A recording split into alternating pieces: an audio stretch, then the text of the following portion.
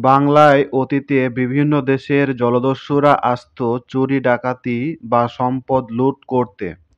তাদের নিয়ে অনেক গল্প ছড়া লেখা হয়েছে। তাদের মধ্যে সবচেয়ে একটি ভয়ানক দস্যু আসতো মগ রাজার দেশ থেকে। এরা ছিল মূলত পর্তুগিজ নৌ-দস্যুদের রাজাকার বাহিনী। মগরা আমাদের অঞ্চলে এসে যে অরাজকতা সৃষ্টি করত তার মাত্রা বোঝানোর জন্য বলা হতো মগের মুল্লুক, অর্থাৎ যা খুশি তাই করার দেশ। অনেকের মতে মগ মানেই আরাকানি, আর মগের মুল্লুক মানে আরাকান রাজ্য।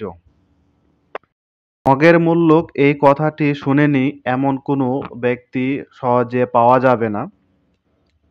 তো সেই মগ উপজাতিদের সম্পর্কে আজকে আমরা এ পর্বে আলোচনা করব। তো চলুন দেরি না করে শুরু করা যাক। মগ আরাকান নিবাসী জাতিবিশেষ। জাতিতত্ত্ববিদদের এদের ইন্দো-চীন নিবাসী বলে মনে করেন। এদের মধ্যে মারমগড়ি, ভুইয়া মগ, বড়ুয়া মগ, রাজবংশী মগ, মারমা মগ, রোয়াং মগ, ভূমিয়া মগ ইত্যাদি নামে জাত বিভাগ আছে। এই 7টি শ্রেণীকে মূলত আবার 3টি ভাগে ভাগ করা যায়। সেগুলো হচ্ছে ভূমিয়া, দ্বিতীয়ত হচ্ছে রাজবংশী এবং মারমা মগ। চলুন এবার মগ উপজাতিদের বর্বরতার সম্পর্কে জেনে নিই। মুঘল সাম্রাজ্যের সঙ্গে শত্রুতার কারণে আরাকানের মগ দস্যুরা পর্তুগিজ জলদস্যুদের সঙ্গে যোগ দিয়ে তৎকালীন মুঘল শাসনাধীন বাংলায় অবাধ লুণ্ঠন, অপহরণ ও নির্বিচারে নারীদের উপর অত্যাচার চালাতো।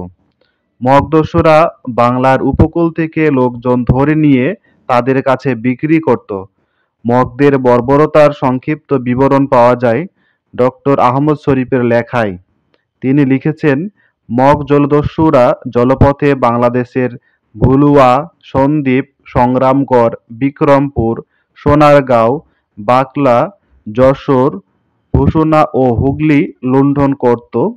তারা হিন্দু, মুসলিম, নারী পুরুষ ও ছোট বড় নির্বিশেষে সবাইকে ধরে নিয়ে যেত। হাতের তালু ফুঁড়ে বেত চালিয়ে গরু ছাগলের মতো বেঁধে নৌকার পাটাতনে তারা ঠাঁই দিত। তাছাড়া মুরগিকে যেভাবে দানা ছিটিয়ে খেতে দেওয়া হতো, তাদেরকেও তেমনি চাউল ছড়ে দেওয়া হতো খাবারের জন্য। এত অবহেলা ও পীড়নের পরেও যারা বেঁচে থাকতো তাদেরকে মগে ও পর্তুগিজে ভাগ করে নিতেন। মগের মুল্লুকের অবসান। আরাকান রাজ্যের সৈন্যদলের মধ্যে অনেক মগ ও অবৈতনিক পর্তুগিজ সৈন্য ছিল। এরা বছরে 12 মাস লুণ্ঠন, অপহরণ ও অত্যাচার চালাতো। 1663 খ্রিস্টাব্দে নবাব শায়েস্তা খাঁ সেনাপতি হুসেন বেগের সহায়তায় আরাকান রাজ্যকে সম্পূর্ণ পরাজিত করে মোগলদের হিত ক্ষমতা পুনরুদ্ধার করেন। 1666 খ্রিস্টাব্দে তার সেনাপতি ওমেদ খাঁ ও হুসেন বেগ চট্টগ্রাম ও সন্দ্বীপ দখল করে।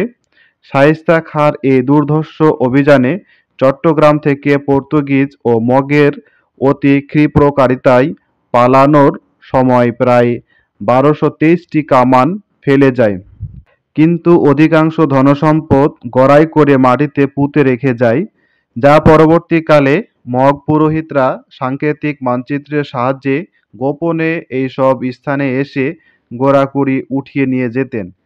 এভাবেই গোটা বাংলায় মগের মুল্লুকের অবসান ঘটে।